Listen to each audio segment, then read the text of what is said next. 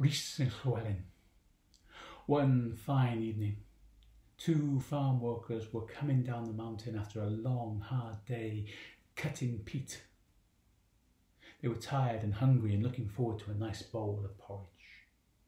Suddenly, one of them, Rhys, stopped and said, "Hey, Llewellyn, can you hear that?" Llewellyn couldn't hear anything. "Come on, I'm hungry," he said. "No, listen, that's the nicest music I've ever heard in my life." "Stop messing around," Llewellyn said. "Come on." "No, Llew, you go home. I'm going to stay here and listen to this music." So Llewellyn went home and he had his tea, and there was still no sign of Rhys. He went to bed. He woke up in the middle of the night, but there was still no sign of Rhys. When he woke up in the morning and Rhys still hadn't come back, he went to the farmer and told him what had happened. The two of them walked all over the mountainside looking for Rhys, but they didn't find him anywhere. Soon the magistrate got involved.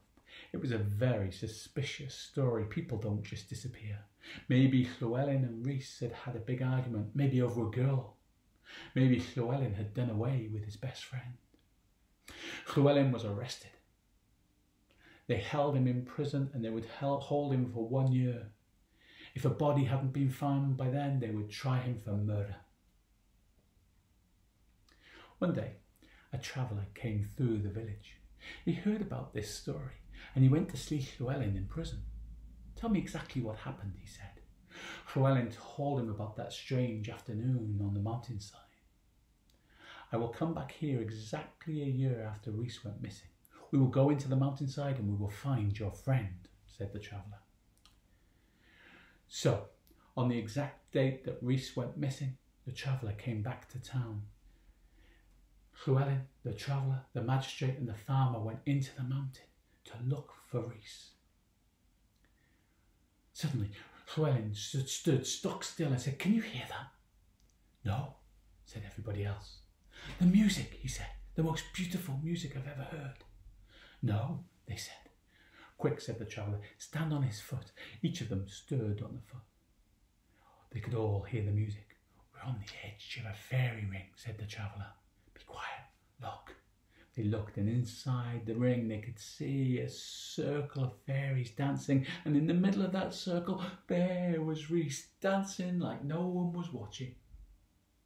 "Next time he comes around, grab him and pull him out," said the traveller. So Rhys came dancing past them and they grabbed him and pulled him out, and all 5 of them landed on their backsides. "Oh, that was so much fun," said Rhys. "That was the best. Let me go back inside." "No, if you go in there, I'll be hung for murder," said Llewellyn. "Hung for murder? I've only been gone a couple of minutes," said Rhys. "You've been gone a whole year," said Llewellyn.